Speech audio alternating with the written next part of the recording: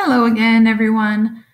It seems like that video worked out. I haven't heard anything yet about it not working, so we're going to proceed with the second one, assuming that the first one was all good. And we're going to be expanding on a lot of the things that we have already started to talk about and rehashing some things like always. So today, I want to go over just a few more kind of tangential notes and then review last week before diving in a little bit more to property rights and how we deal with property rights and what it means for environmental protection.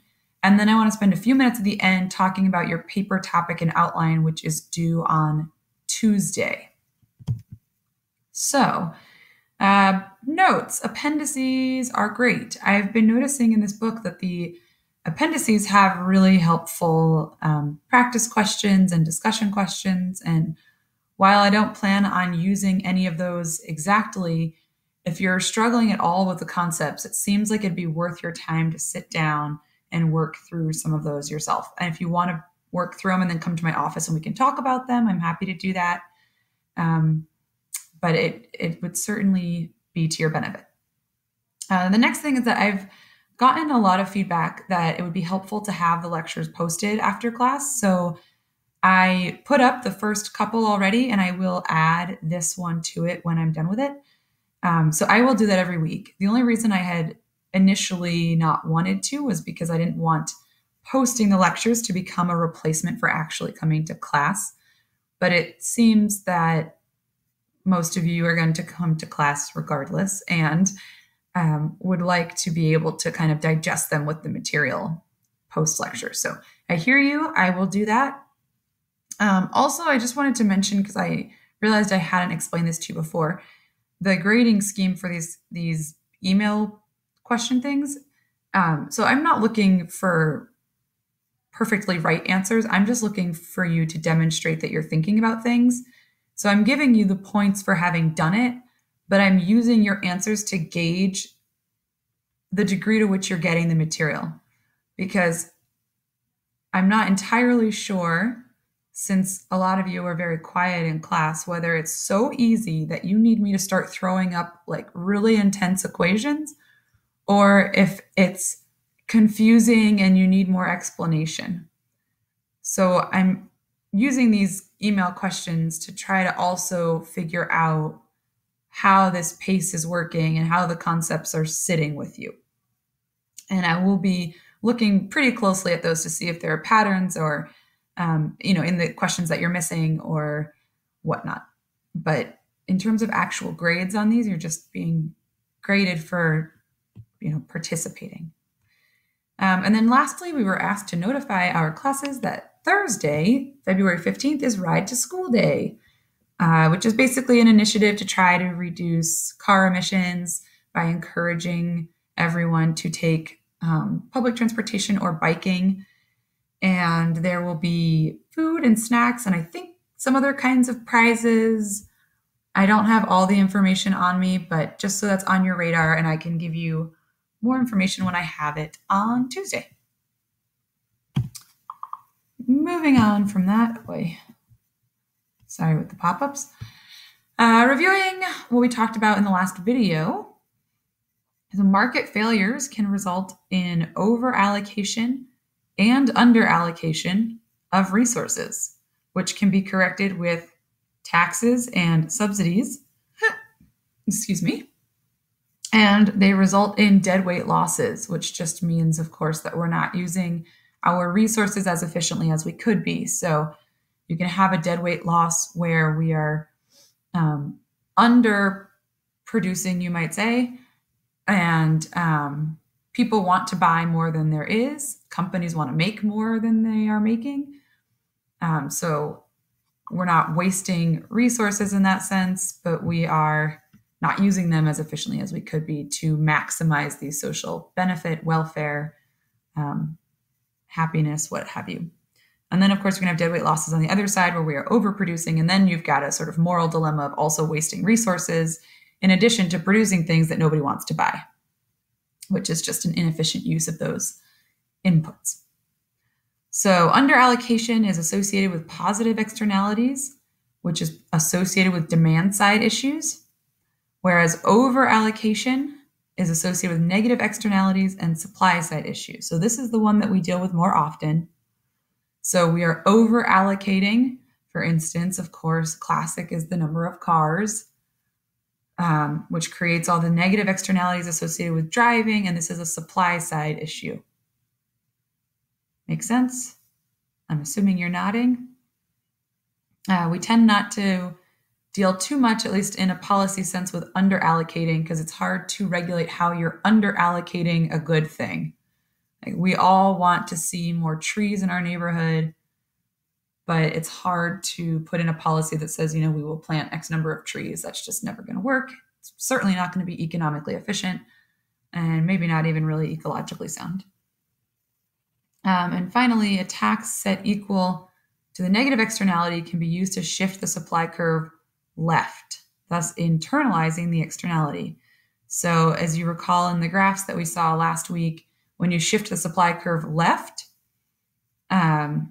you have a more expensive price for every unit of the good. So for every mile you drive, it would cost you $1.95 more to drive that mile, for instance. That's a hypothetical. So we've internalized the external costs that I produce with my driving. And then I wanted to dive a little bit more into the Coase theorem in this review. The Coase theorem, as you should recall, is the idea that when there are no or realistically low transaction costs, private bargaining can achieve the efficient outcome, provided that you have a clear basis for negotiating over those property rights.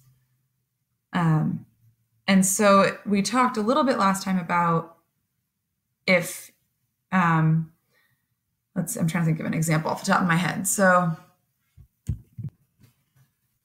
thinking about a parcel of land that is publicly owned and there's a dispute about how to use it, you can kind of think like every piece of land in this planet was at one time public, right? Privatization only came about back in the, 1500s, 1600s was when we started to really privatize land. Before that, it was just sort of all shared. So even if there's a piece of what we would call public land that is being argued over, the idea in a Coasean bargaining would be to assign property rights or to reassign property rights if they're already assigned in a way that allows for a better, more efficient outcome.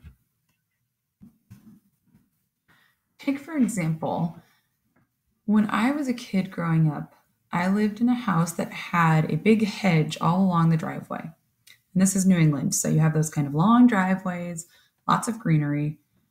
And it was always unclear who actually owned the hedge along the side of our house. Was it us or was it our neighbors? Because it sort of straddled both of our properties. And because there were just the two of us, it was relatively easy to sit down together. So it's the low transaction costs. It's easy to sit down together and just figure out, okay, right now, the hedge seems like it's half yours and half mine. So sometimes our half would be overgrown and wild looking, and theirs would be perfectly trimmed, and the hedge would ultimately not look very good. It looked better if it was either entirely kind of overgrown and wild or really meticulously maintained. And so we were able to sit down together and just agree, let's make the hedge be exclusively on our property. Then we are the ones who will be in charge of managing it, and they will get the benefit of it looking more uniform. Right? This is sort of a simplistic example, but the idea is that we were able to reassign the property rights in a way that worked for both of us. But that's because we had low transaction costs and because it's a relatively low stakes environment. You think about something bigger like climate change, and you think about trying to get all those delegates in a room where you have very high transaction costs and where it's very unclear who owns the right to pollute, who owns the right to grow their economy, who owns the right to a place to live, like Tuvalu. I don't know if you've heard of Tuvalu. It's a little island nation that's going underwater. It's going to be the first island in the world or country to go underwater because of global warming. It's estimated that they have about 10 years left. It's a teeny tiny little sliver out in the Pacific Ocean. And, they have done a really tremendous job of getting their voices heard. But unfortunately, they're one voice in this whole sea. And what they're asking for is the right to still have their country. Right? So that's a pretty kind of stark example of how our property rights, even if they're sort of clearly defined, can be tricky to maneuver and can infringe on other rights that we have. So yeah, we can talk more about this when I'm there in person. It's a little bit tricky to do all this at my computer screen. So moving on, review quiz questions. Number 1, what is a Pigovian tax? What is a Pigovian tax? Hopefully you're thinking to yourself, it's a per unit tax equal to the amount of the externality that would be levied on the production of a good or service. That is correct. Pigovian tax is that tax that we would use to internalize an externality. How do market failures result in over-allocation of resources? Think about that for a few seconds.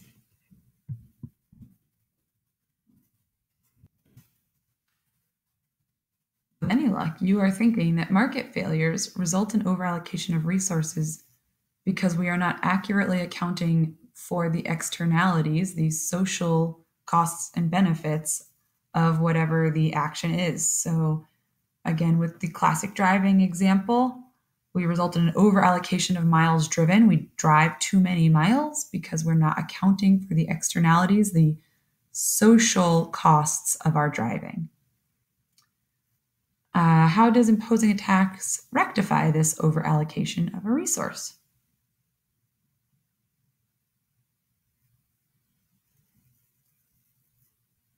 Well, if we set the tax correctly according to Pigot, we end up with a tax that is equal to the damage we are causing, which then shifts the supply curve and internalizes the costs for each unit of that good. So a gas tax makes us drive less because it's then very expensive to drive, and we decide that it's not really worth it.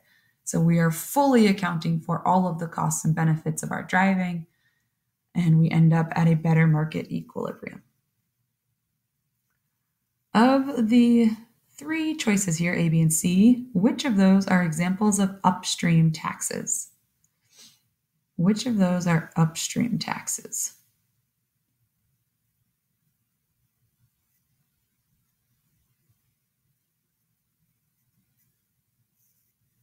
So if you remember, we were talking about before that you could go put taxes on every single little good that accounted for all of the externalities associated with the development or production of that good, but that's not really feasible. So instead, we put these upstream taxes. So for instance, a tax on a meal at a restaurant, you do pay a tax, but that is not specific to the food that you are consuming, right? But nor is it an upstream tax. That would be just your standard commercial tax. Tax on quantity of silver mined. So that's extracting the raw material that would then go into, say, making the silverware that you have at the restaurant. So paying a tax per unit of silver that you mine, that is an upstream tax. An upstream tax will almost always or always be levied on a raw material, silver being a raw material. Oh, a tax on flatware, plates and silverware at the restaurant distribution depot would of course not be an upstream tax, although it is upstream of the restaurant, but it is not an upstream tax. That is just a sales tax that we pay that's a flat fee on all the things that we buy. And finally, that graph came out a little blurry, but looking at this graph on the right, what is the area represented by the color blue? That would be this. And what is the area represented by this pink red section here.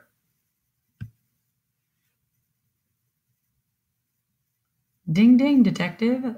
The color blue over here represents your consumer surplus. And the color red pink down here represents your producer surplus. And how might you define those? What is a consumer surplus?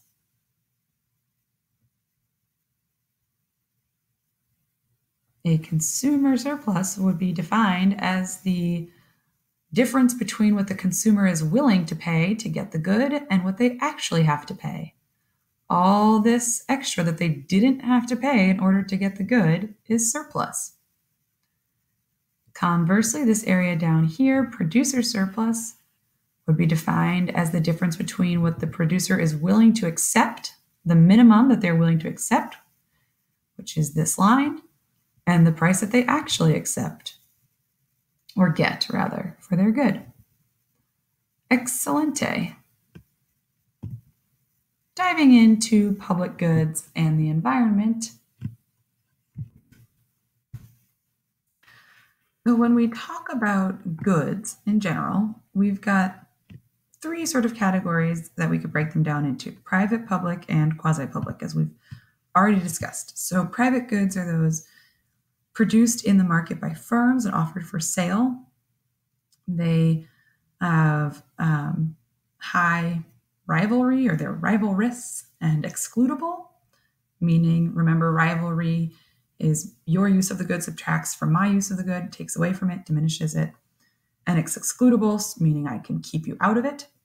We've got public goods that are provided by the government or NGOs. They are offered for free.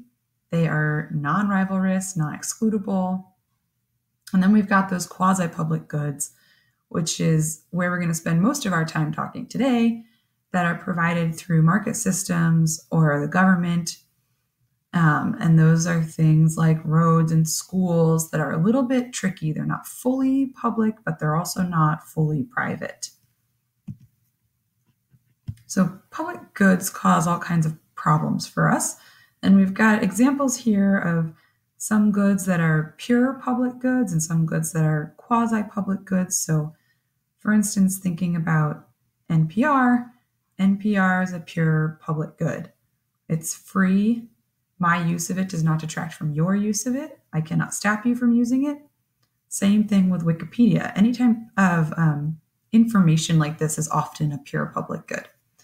However, then you put that information into a library and you've got a quasi-public good problem.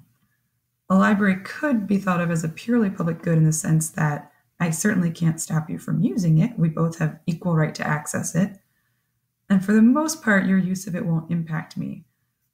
But if there's a lot of you and you are using up all of the consoles for studying, or you're taking all the books I want to take, then it's not necessarily a purely public good anymore. It's become a little bit rivalrous. So there's a little bit of rivalry involved in who gets to use it or how we get to use it. Same thing could be said of roads. Could be thought of as a pure public good to the extent that I can't stop you from driving on them, and my use of them does not make it impossible for you to use them. But if there's enough of us using them and we end up with a lot of congestion, it does impact your use. Same thing goes for a public pool, for a park. They're all in the realm of public goods, but they become a little bit problematic when we start to overuse them. One of the biggest problems with public good is the issue of free riding. You can see this photo I found on the internet here of this lovely looking couple, and that girl who is not pedaling because she knows that she can rely on her partner to do it and move the bike along. This is a perfect example of free riding, and she is quite literally getting a free ride. A more relatable example, perhaps, is Wikipedia, the great free encyclopedia that we have probably all used more times than we can count, and yet how many of us have actually donated to support Wikipedia? I'm assuming that all of you are like me, which means none of us have contributed to Wikipedia, or if we have, it's been once and it's been a couple dollars, despite the fact that we use the service all the time. So that's an example of how we free ride on the intelligence of the Wikipedia community. Of course, there's worse ways to free ride, but there you have it. We're all free riders. So thinking about the sort of economics behind public goods, we've got supply side issues and demand side issues, just like everything else. So supply side issues tend to apply to quasi public goods. So those are those ones that aren't really pure public goods. They're common pool resources or they're club goods like fisheries. And that is sort of a scenario where ordinary market assumptions and logics don't lead to efficient outcomes, but rather lead to over exploitation of the good. And then we've got our demand side issues, which pertain to pure public goods like Wikipedia, where our demand is not equaling our marginal benefits. So a normal demand curve, that downward sloping demand curve, would be equal to the marginal benefit curve. They're the same thing traditionally. But in this case, we benefit a lot more than we are willing to pay. And thus results the unequal curves there. So thinking about, focusing on this sort of supply side issue, again, supply side is kind of always the easier one to deal with, which is why Wikipedia always puts those appeals out like, hey, please give us money, because that's kind of the only thing that they can do. They don't have a lot of leverage or policy options. So they have to appeal to your moral, ethical ground. But supply side, there's a lot of things that we can do. That's where we have a lot of room for intervention. So that's where we focus. And we're going to watch this little ditty on the tragedy of the commons, which we read about for today. But this is a fun little illustration way to think about it. Hopefully the audio will work for you. I'm going to play it. And if it doesn't work, you should be able to just go to YouTube and search for this title here.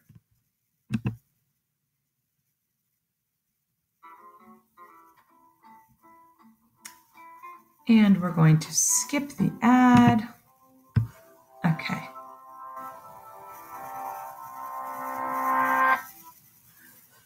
Imagine as a thought experiment that you live in a small village and depend on the local fish pond for food. You share the pond with 3 other villagers. The pond starts off with a dozen fish, and the fish reproduce. For every 2 fish, there will be 1 baby added each night. So, in order to maximize your supply of food, how many fish should you catch each day? Take a moment to think about it. Assume baby fish grow to full size immediately, and that the pond begins at full capacity, and ignore factors like the sex of the fish you catch. The answer? 1. And it's not just you. The best way to maximize every villager's food supply is for each fisherman to take just 1 fish each day. Here's how the math works. If each villager takes 1 fish, there will be 8 fish left overnight. Each pair of fish produces 1 baby, and the next day the pond will be fully restocked with 12 fish. If anyone takes more than 1, the number of reproductive pairs drops, and the population won't be able to bounce back. Eventually, the fish in the lake will be gone, leaving all 4 villagers to starve. This fish pond is just one example of a classic problem called the tragedy of the commons. The phenomenon was first described in a pamphlet by economist William Forster Lloyd in 1833 in a discussion of the overgrazing of cattle on village common areas. More than 100 years later, ecologist Garrett Hardin revived the concept to describe what happens when many individuals all share a limited resource, like grazing land, fishing areas, living space, even clean air. Hardin argued that these situations pit short-term self-interest against the common good, and they end badly for everyone, resulting in overgrazing, overfishing, overpopulation, pollution, and other social and environmental problems.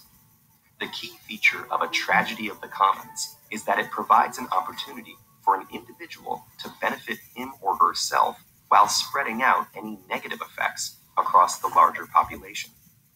To see what that means, let's revisit our fish pond. Each individual fisherman is motivated to take as many fish as he can for himself. Meanwhile, any decline in fish reproduction is shared by the entire village. Anxious to avoid losing out to his neighbors, a fisherman will conclude that it's in his best interest to take an extra fish, or 2, or 3. Unfortunately, this is the same conclusion reached by the other fishermen, and that's the tragedy. Optimizing for the self in the short term isn't optimal for anyone in the long term. That's a simplified example, but the tragedy of the commons plays out in the more complex systems of real life too. The overuse of antibiotics has led to short-term gains in livestock production and in treating common illnesses, but it's also resulted in the evolution of antibiotic-resistant bacteria, which threaten the entire population. A coal-fired power plant produces cheap electricity for its customers and profits for its owners. These local benefits are helpful in the short term, but pollution from mining and burning coal is spread across the entire atmosphere and sticks around for thousands of years. There are other examples too. Littering, water shortages, deforestation, traffic jams, even the purchase of bottled water. But human civilization has proven it's capable of doing something remarkable. We form social contracts, we make communal agreements, we elect governments, and we pass laws. All this to save our collective selves from our own individual impulses. It isn't easy, and we certainly don't get it right nearly all of the time. But humans, at our best, have shown that we can solve these problems, and we can continue to do so if we remember Hardin's lesson. When the tragedy of the commons applies, what's good for all of us is good for each of us. TED-Ed is a nonprofit. If you value our work, please consider supporting it on patreon.com/TEDEd.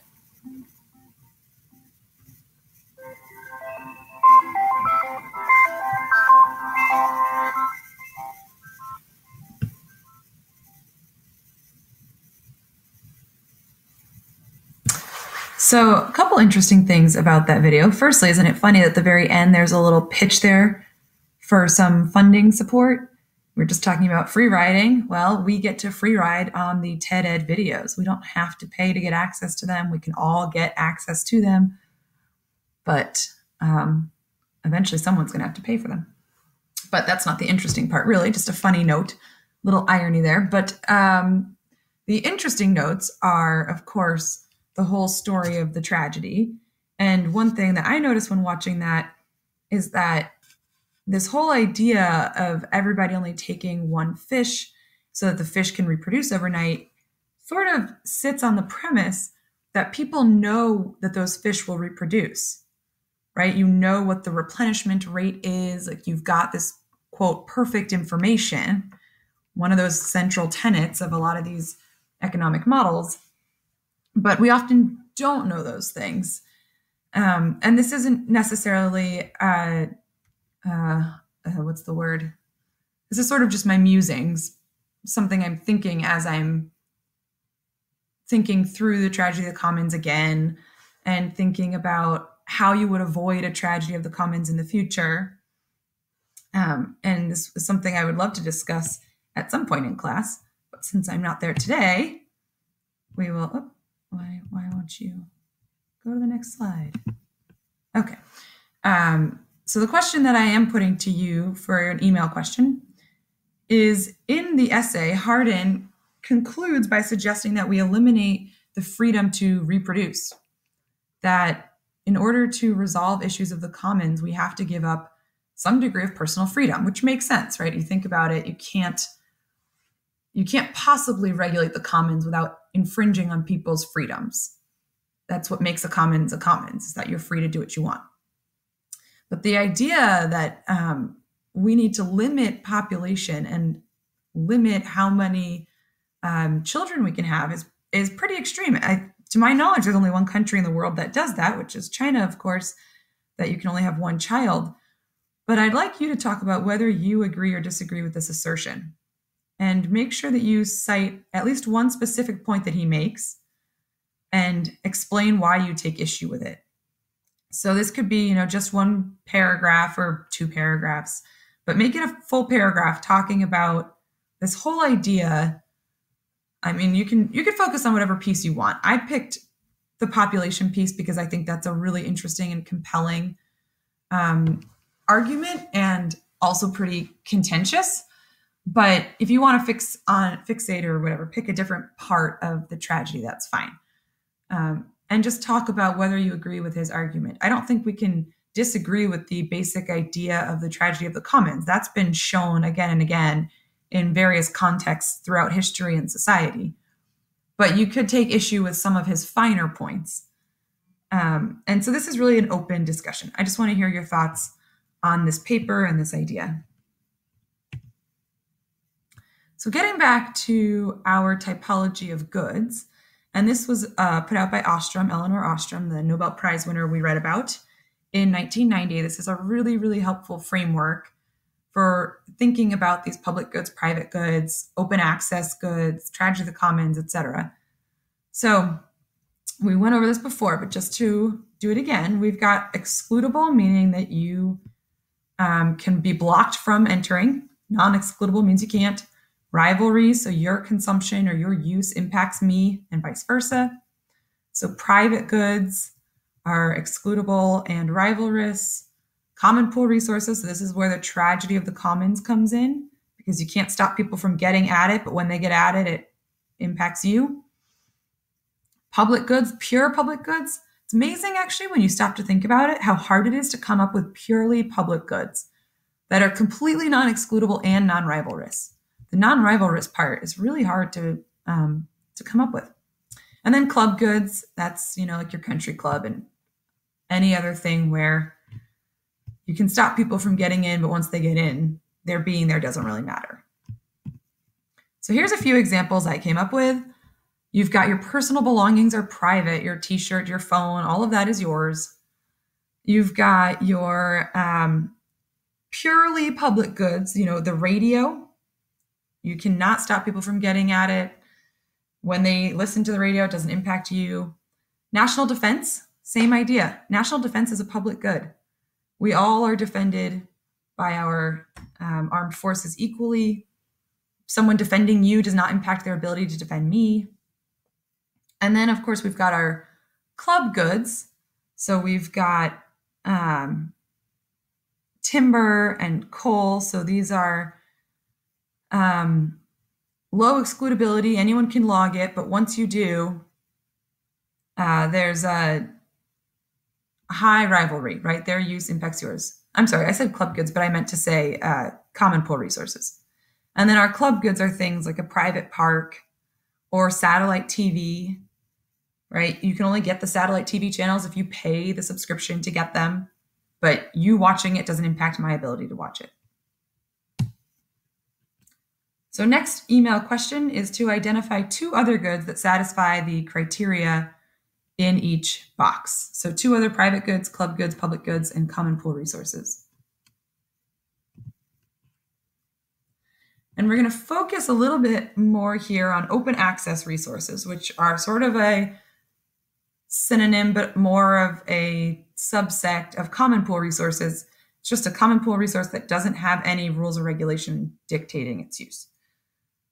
It's an open access resource, which makes sense if you think about the definition. Open access, can't exclude people, right? Open access resources, some examples. I put a public hot tub here. Think about a public hot tub. Anyone can go, but if you get enough people in there, it's going to be full and then no one else can come into the hot tub. You've got a park, which is generally kind of a public good, could be a pure public good. But let's say I just really want to use the slide. So I go on the slide again and again and again and again.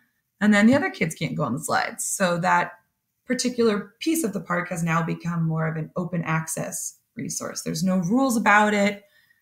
I can't stop you from being there, but me being on the slide constantly is limiting your access to the slide. We've got open ocean fishing, which was the example they brought up in the book. And then Wi-Fi. I was thinking about Wi-Fi being an open access resource. Of course, if we're thinking about Wi-Fi, the private Wi-Fi you have in your home where you have a password and you're paying for the service, it'd be a private good. But if you go out somewhere and there's some kind of mesh network or other public wireless infrastructure, anyone can technically get access to it. Except when there's a ton of people on it, if the signal's not really strong or there's too many people using it, sometimes it impacts your wireless capabilities. It's not as fast, etc. So there's a lot of ways that all these goods could be moved between those boxes. They're not necessarily stagnant. And that's something that we will talk about a bit more as we get into some examples. So in the book, they go over some of these open access equations, and they kind of throw a lot in there. And I don't want you to be too focused on memorizing these equations, but just to make sure that you have a justification in your head that you can justify with numbers in an equation or support whatever argument you're making as to why these open access problems arise. And one of the key issues here is the law of diminishing returns. So this little schematic is sort of silly, but you get the idea that when you're hungry and you start eating, every bite you take is giving you more utility. So that's your enjoyment over here. So as you move along eating, you're feeling great, Then you hit a point where you're just eating because it tastes good, right? But not because you're actually hungry. And that's when you're kind of in this middle part. And then you've gotten to the point where you're really full. And if you keep eating, it's just going to be bad news bears. And you're going to end up, throwing up all your Halloween candy. So that's the law of diminishing returns, which they went over in a lot of detail in the book in the context of fisheries. So when you think about why we have open access problems, you have to think about the distinction between the industry perspective and the individual's perspective. And this is an issue that comes up a lot in environmental economics, as I'm sure you're starting to see, where at one level, holding all these assumptions true, it seems like everything should be okay, right? Like we have this issue with efficiency and equity. So from a social zoomed out macro lens, if you're thinking about social welfare and you find the efficient point, you've done your job. But as we talked about last time, that doesn't mean that the benefits are accruing equally to different groups or individuals. So the level of your analysis is going to impact the way that you would assess the problem. So if you're going to analyze an open access problem, starting with the industry perspective, you're going to be thinking about the total revenue. So the price that you can get for that good times the quantity of that good that's harvested will give you the total revenue for all of the fishers out there fishing. And then you'll look at the total costs. What are the marginal costs of operating for all of those fishers? And what is the quantity of the input or energy that they are expending, right? So in the fish example, there was a price to operate the boat that was a fixed cost at $4,000. And then there's the number of boats that you're putting out there. So that's your cost. How much input, how much energy are you having to do to try to get those fish? And then you would calculate the profit by looking at the total revenues minus the total costs. And provided that it's above zero, you're going to say, okay, there's a positive profit. There's reason to be operating in this realm. Not that it's optimal, but there's reason. As soon as it hits zero, you say, okay, we would not go any further, right? We cannot put any more boats out there. That would be increasing the cost too much. And I'm not going to get too much into the weeds of specific numbers because I think they did a really good job of that in the book. And again, I don't want you to memorize it, but I want you to at least be able to talk about that an industry perspective is going to be focused on total revenue and total costs and profits that are greater than zero, at least. Then when we get into the individuals, we're going to be looking at what are their incentives. So when we break it down to the individual level, we're not concerned anymore with total revenue, we're concerned with the average revenue. And from an individual perspective, as long as your average revenue is greater than your costs of operating, your profit will be above zero like we just saw, and the individual will choose to continue to harvest the resource, exploit the resource, right? And these equations are given by average revenue is equal to the total revenue divided by the quantity, where Q is the quantity of those inputs again. So the number of boats in the example in the book, the amount of input or energy that you are putting into getting that revenue. So it's the revenue per input is the average revenue. So if your costs are constant, more and more people are going to want to join this lucrative industry, which will ultimately drive down average revenues. As you might recall in the book, this is nicely illustrated in those tables, table 4.1 and 4.2, where if you look at the line that says total revenue in table 4.1, I'm realizing I should have put a photo in these slides, but I don't know how to exit this and keep the recording going. So I'm sorry about that. But if you look at the line total revenue, the point is, as the number of boats increases, looking from the industry perspective, so the total revenue increases and then decreases, just like the law of diminishing returns, right? So it goes up, up, up, down, down, down. And then if you look at table 4.2, which is the individual fishers, so it's the same number of boats increasing at the same increments. The revenue per boat starts at its highest and just goes down from there. So that's that kind of misalignment between the revenue, the total revenue, and the individual fishers' profits that creates problems or incentives for fishers to do things that are not sustainable in the long run. But unfortunately, as human beings, we often don't realize that we could be doing a better thing for ourselves if we exercised some restraint in the immediate term. So this is the basic concept of the open access issue. And then, oh, that's right. I did put in this one to take a quick look at the open access equilibrium. So you can see here we've got our marginal revenue and our average revenue. So the average revenue is the one that we were just calculating. Oops, here we go. Given by the total revenue divided by the inputs. And the marginal revenue, this curve here, is given by the change in total revenue between each point divided by the change in those inputs, the quantity of the input or effort going into it. So that is the number of boats here. That gives us our marginal revenue. So the amount of additional revenue that we get from one unit increase in our effort. And we find our efficient outcome where our marginal cost curve intersects our marginal revenue curve. Marginal cost, remember, this is flat because it's a consistent $4,000 per boat. However, we do not think like an industry. We do not have a full industry perspective. We are individuals, so we are going to follow the average revenue curve. And this is where we end up at our open access equilibrium, where our marginal costs are equal to our average revenue. So this could be thought of as the individual fishers outcome, and this is the industry outcome. So this is where we really want to be, and this is where we are. And of course, one of the ways that they talk about getting there is by instituting a licensing fee equal to the distance between the average revenue and the socially optimal outcome here. And we'll talk about that a little bit more.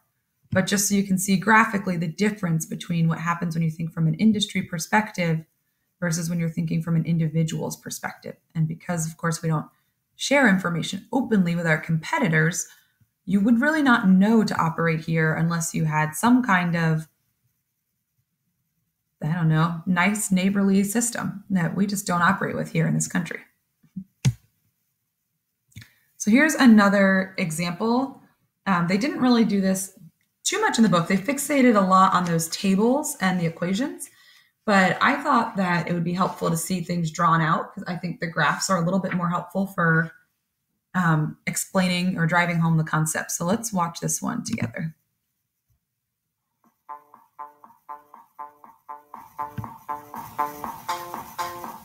Here we go. One step at a time. In this lesson, we're going to provide one way previous lesson, you learned about what the tragedy of the commons is. This is a market failure that arises from the over-exploitation of common access resources. Common access resources, as you learned in a previous lesson, are those over which no individual or country has ownership, but anyone can use. Some examples of common access resources discussed in the previous lesson were fisheries, forests, the atmosphere. Some other examples could include fertile soil, minerals trapped in the ground, fossil fuels, and so on. Many of these resources are not owned by any individual. They're not even clearly owned by a particular country, since they lie in international waters, or they are a global resource that it is simply impossible to assign ownership over. So in a previous lesson, I showed how the use of these resources creates negative externalities of production or consumption, resulting in a loss of total welfare in society as a whole, since the resources are used in an unsustainable manner. In this lesson, I want to provide one other way to visualize the market failure of the tragedy of the commons. We're going to do that using a supply and demand diagram. So for the sake of this lesson, I want to look at the market for fish, specifically open ocean fish, such as tuna, for example. Any other species of open ocean fish could be used to show the same situation, or even resources such as virgin forest in the Amazon, or farmland in a less developed country where the population is growing and the use of land is expanding in order to meet the needs of the growing population. Let's assume that decades ago, the supply of tuna in the open ocean was very high. It was also perfectly inelastic. This means that there was only a certain number of fish in the ocean at any given time, and the quantity supplied of fish did not respond to a change in the price of fish. This is a natural resource. It's not something that is produced in a factory by firms. Whereas the supply of a particular manufactured good might be upward sloping, showing that firms are willing and able to produce a greater quantity of that good at higher prices, Mother Nature does not respond to the price signal. So there's no upward sloping supply curve of fish in the open ocean. It is perfectly inelastic, and we're assuming that S1 in this case is at a much higher level than the total supply needed to meet the entire demand of the world. So I'm going to show a demand curve, which is downward sloping, and this represents, of course, the marginal benefits of the consumers of tuna. The lower the price of tuna, the greater the quantity of tuna that would be demanded by people in society. And we're going to assume that due to the abundance of tuna in our original scenario here, they can be acquired at a very, very low marginal private cost. And in fact, the cost of an additional tuna at any given time is actually zero. So we know that the price in a world of abundance is practically zero. Tuna can be gotten very cheaply from the ocean at zero marginal cost. So what we see is that at a price of zero, the quantity of tuna demanded, we'll call it QD, which is where the demand curve crosses the quantity axis, is much less than the quantity supplied by nature. So we can say that the difference between the quantity supplied and the quantity demanded in this case is, in a way, surplus tuna, representing an abundance of this natural resource. Society is not yet facing scarcity in its consumption of tuna. But what happens as populations grow? Let's show a scenario here where decades go by, demand grows as the demand for protein to feed the growing world population increases. So we will see the demand for tuna eventually shift outwards. Call this demand curve D1. This might be decades later, maybe a century later. Demand has grown due to growing populations. We can say here that the determinant of demand here is the number of consumers. So as the population grows, there is increasing demand for all sorts of food, including seafood, which is caught in the open ocean. But what starts to happen to the supply of tuna available in the ocean? As fishermen meet the growing demand of tuna, the supply will eventually start to decrease. Because, naturally, tuna are being fished, they are being caught. So I can call this new supply, S2. And let's look at what happens. If the price of tuna remains at zero, in other words, if people continue to treat this resource as if it is in abundance, it is not becoming scarce, then the quantity demanded at the new level of demand will be QD1, but the quantities supplied by nature will be QS1. And what we have now is not abundance. We have no more surpluses of tuna. What we end up with instead is shortages. And rather than facing abundance in this natural resource, society is now facing scarcity. A resource that was once relatively abundant is now becoming relatively scarce. Let's continue this logic. What happens if demand continues to grow due to growing populations? The demand curve will continue to shift out. That will be at D2. And not surprisingly, supply will continue to decrease due to the continued extraction of the resource from the sea. So what's happening here? Unless there is an efficient way to price this natural resource, we'll assume that the price remains at zero. People still treat this resource as if it is in relative abundance, and people will still consume the resource based on their private benefits of consumption. So the quantity demanded will now be Q3, but the quantity supplied will have decreased to QS3. As you can see, the world is facing increasing scarcity of this diminishing natural resource. The shortage of available tuna is growing, and scarcity has intensified. In the scenario illustrated by S3 and D2, the world is facing a tragedy of the commons. Without an efficient pricing mechanism, if the price of this natural resource remains at zero, the quantity demanded will far outstrip the quantity supplied. So what does a shortage of a resource like tuna or seafood really represent? What we're seeing here is a loss of total welfare in society. Resources are over-allocated towards this renewable resource due to overfishing in this case. So what's the solution to this market failure? Clearly what is needed is an efficient pricing mechanism. Notice that at the original level of demand and supply, that was D and S1, there was an equilibrium price of zero. So in fact, zero was just fine. A price of zero was just fine at the original level of demand and supply because there was abundance of tuna available. But as demand grew to D1 and supply decreased to S2, what should have happened was the price of tuna should have started to rise. There should have been an increasing cost of extracting tuna to the fishermen who are actually catching the fish. But what happens instead is that if the price remains at zero, we end up with the shortage of tuna that I illustrated previously. As demand continues to rise to D2 and supply continues to fall to S3, what should happen is the price should be increasing for this now increasingly scarce natural resource. So this could be considered PE3. But in the absence of a price mechanism, if prices remain at zero, then the quantity demanded will far outstrip the quantity supplied. So what we see here is that in the absence of a pricing system that assigns an appropriate price to the natural resource, it will be over-exploited by the free market. And this scenario could be played out in many different markets. It's not only fish in the open ocean. Any natural resources over which there is no clear ownership tend to be underpriced by the free market. The cost of extracting these natural resources is much lower to those that actually engage in its extraction than it is to society as a whole. We end up with the market failure arising from the overproduction and overconsumption of renewable or non-renewable natural resources. What's a possible solution to this? What can be done to prevent the overconsumption and overproduction of non-renewable and renewable natural resources?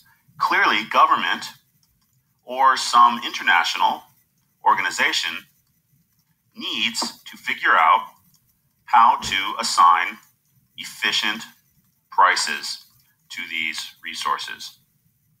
There needs to be some way to impose on the producers of these goods or the extractors of these goods a private cost that more accurately reflects the social costs of the goods consumption and production. Some ways that policymakers have responded to the diminishing supply of renewable and non-renewable natural resources is through things such as corrective taxes and tradable permits or quotas on extraction or simply limits or bans.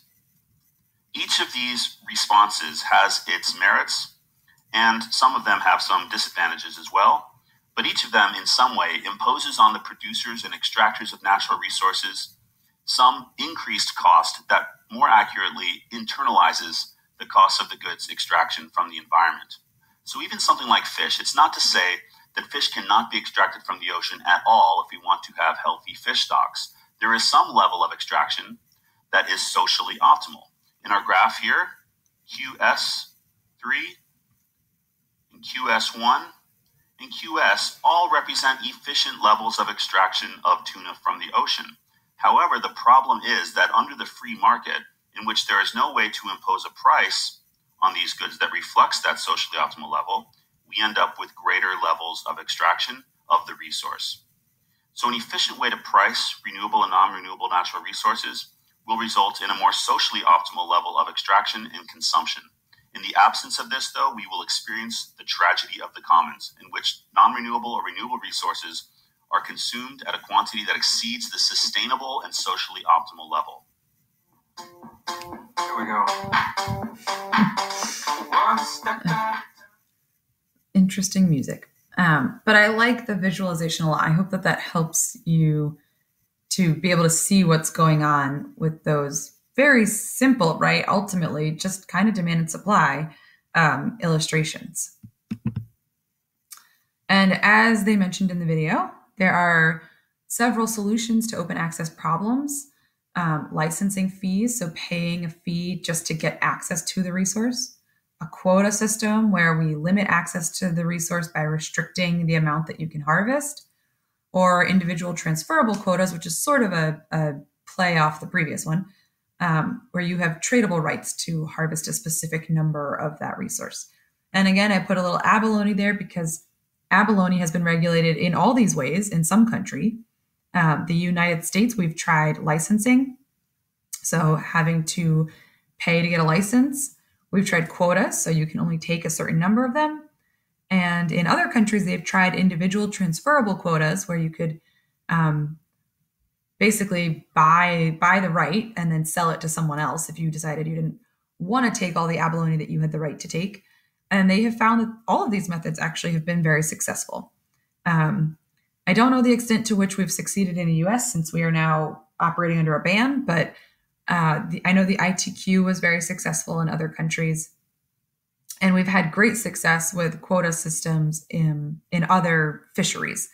Like they mentioned the Icelandic fisheries in the book, which is a sort of famous example because they have done such an amazing job of rebounding their stocks. Particularly the cod has been pretty extraordinary. And they did that through really, really strict quotas and licenses.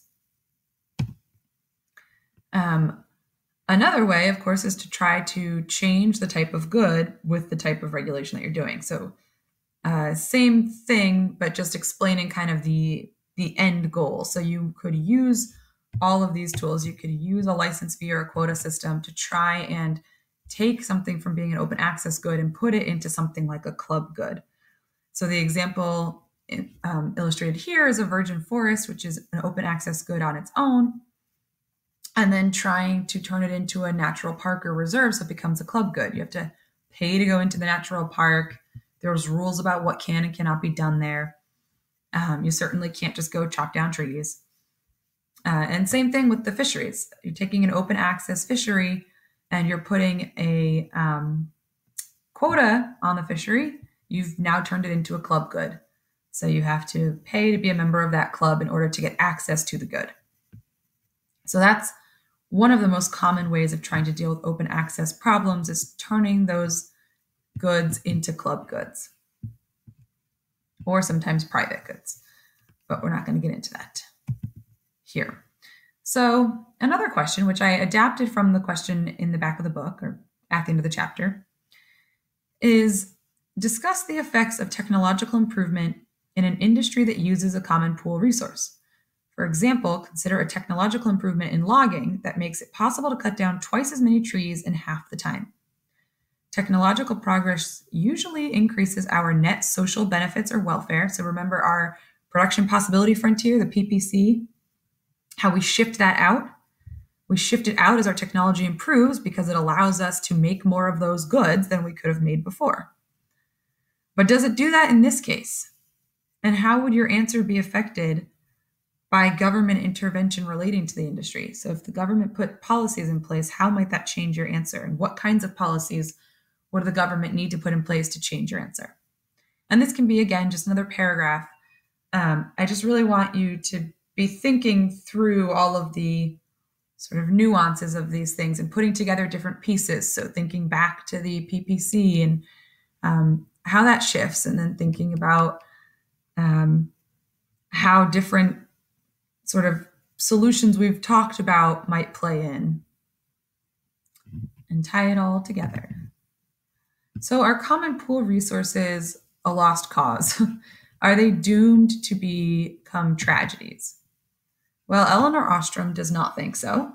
And she won a Nobel Prize, so we have reason to believe her. She's also supposedly a really wonderful lady, but she passed away a few years ago.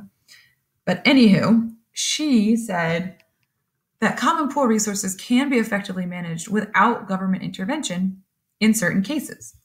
And those cases involve this set of criteria. And a lot of it has to do with inclusivity and trying to elevate the unheard voices. So she says, first and foremost, that the majority of the resource users have to be involved in setting the rules. Secondly, that the resource has to be monitored by people who will report to the resource users and actually be checking up on the stock, so taking stock of the resource and what's there and what's being depleted.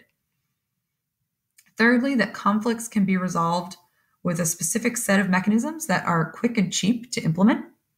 So you don't end up with long, drawn-out conflicts that have very high transaction costs and take a really long time. Fourthly, that management rules are specific for local conditions. So you can't set one set of rules. This is how we're going to manage all fisheries and then impose that, which is a really smart acknowledgement of the fact that not all fisheries are created equal. So to think that you could make a sort of, single set of rules and that it would equally protect fisheries all over the world is just not going to work. And that, again, boils down to understanding the ecological processes, understanding the unique ecological inputs to each setting, which requires a fair degree of scientific input that the average person would not have, which also has to do with bringing in all those other stakeholders, making sure all the voices have a seat at the table. And finally, that violations are sanctioned on a graduated scale, which means that if you commit some kind of minor infraction, you're not going to be hit with an enormous fine. But if you've committed several minor infractions, that you're going to start ratcheting up those penalties.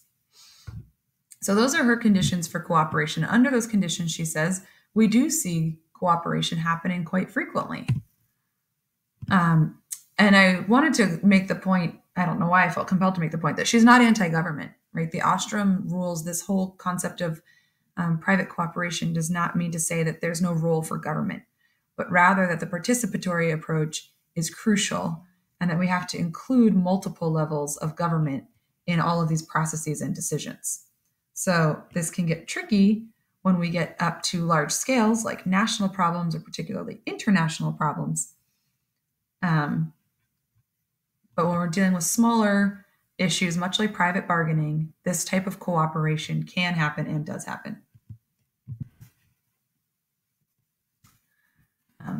So anyway, you can value Ostrom's contributions and you can value government intervention. They are not mutually exclusive.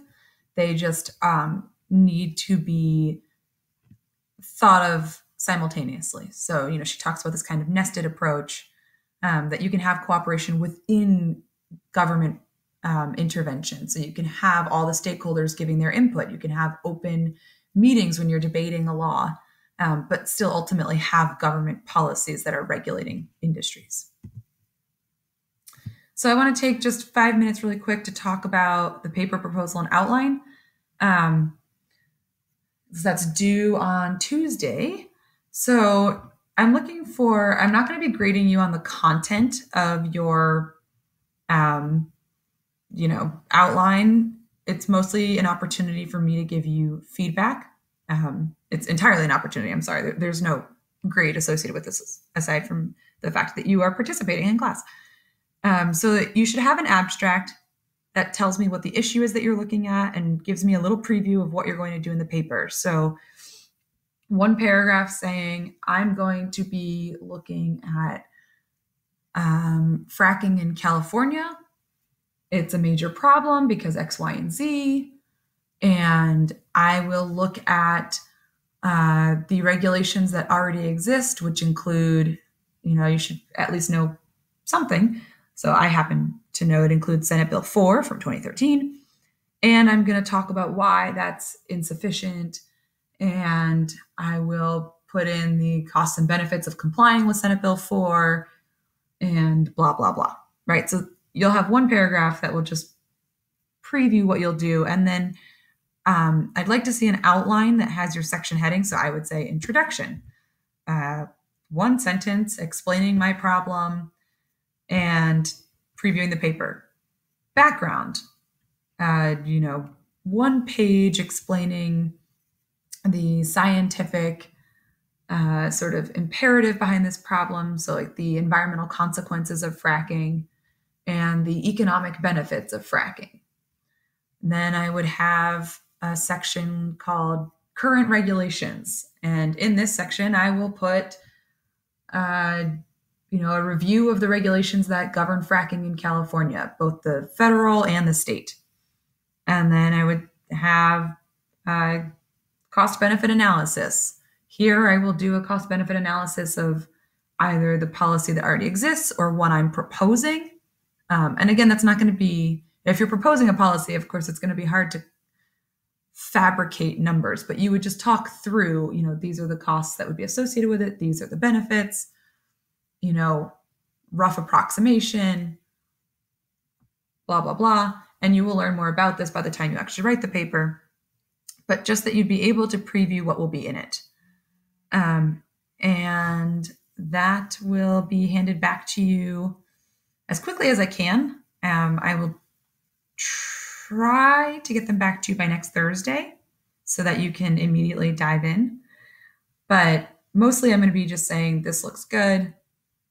I think this is a great topic, or you might want to expand it in these ways, or I think you're missing a couple sections that would be important for this topic.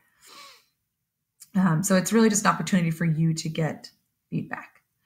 So that is that. And I apologize for these being late, but it's just, it's been a doozy of a trip home and took me a couple hours to figure out how to upload them. So read chapter 3 for Tuesday, submit the paper idea and the outline, and I will see you back in class on Tuesday.